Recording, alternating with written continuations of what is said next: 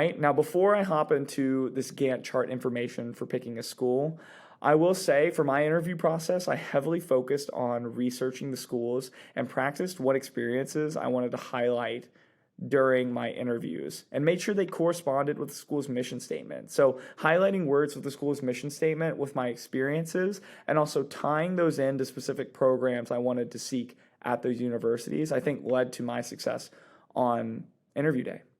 With that said, I wish I had better prepared questions. A lot of people have very strong questions to ask that honestly are really helpful for all the applicants. And I think that can really make it look like you did your research before interview day. So make sure you thoroughly look through the program. It honestly allows for better conversations before going into your interview day.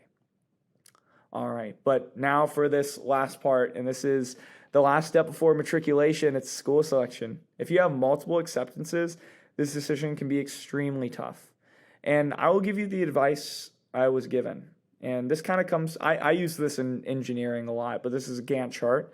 So you're going to want to create a Gantt chart and talk to alums. But for a Gantt chart, what this is a quantitative way to rank categories of factors that are really important for your medical school experience or things that you're considering prior to matriculation. Now, my top factors were location, prestige, cost, but other things can include the mission statement, the length of the program, the program's focus. You want to weigh these factors by importance. For me, I weighed them either 1 to 3. So location is a 2 on this example, but for me it was a 3.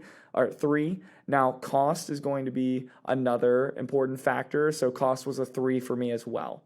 You will then score each school 1 through 5. So for NYU, for example, cost and location was a 5 for me. I wanted to be in the city, and having that full scholarship was incredible. So those really weighed super heavy for me, and you multiply the weight by the score and add them all up. So if for NYU, for example, being in the city was a 5 and that location is a 3 multiplier, that adds up to a 15 contribution to your score. And I had a 15 for location and cost, and those 30 points alone really made NYU an easy selection for me. And this is what I heavily used for making that decision between NYU and Michigan. You know, Michigan holds dear to my heart. It was my undergrad institution, and I represented the school as a student athlete.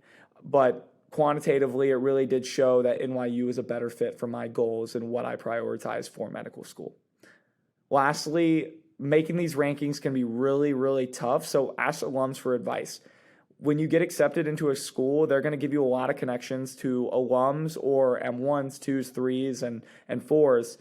Make sure to call them. They're going to be open to hearing your concerns about a school, and they're going to give you serious feedback that you can take and honestly contribute to your quantification of these factors. So make sure you do that when you're considering which medical school to pick. And ultimately, you can't make a bad choice. You know, if you have multiple acceptances, you really can't go wrong. Any medical school that you get accepted in is going to lead to you being a physician, right? And ultimately securing the dream that you had for years and years and years. So remember, at the end of the day, you really can't make a bad decision, but you can quantify your decision to help assist in that selection method.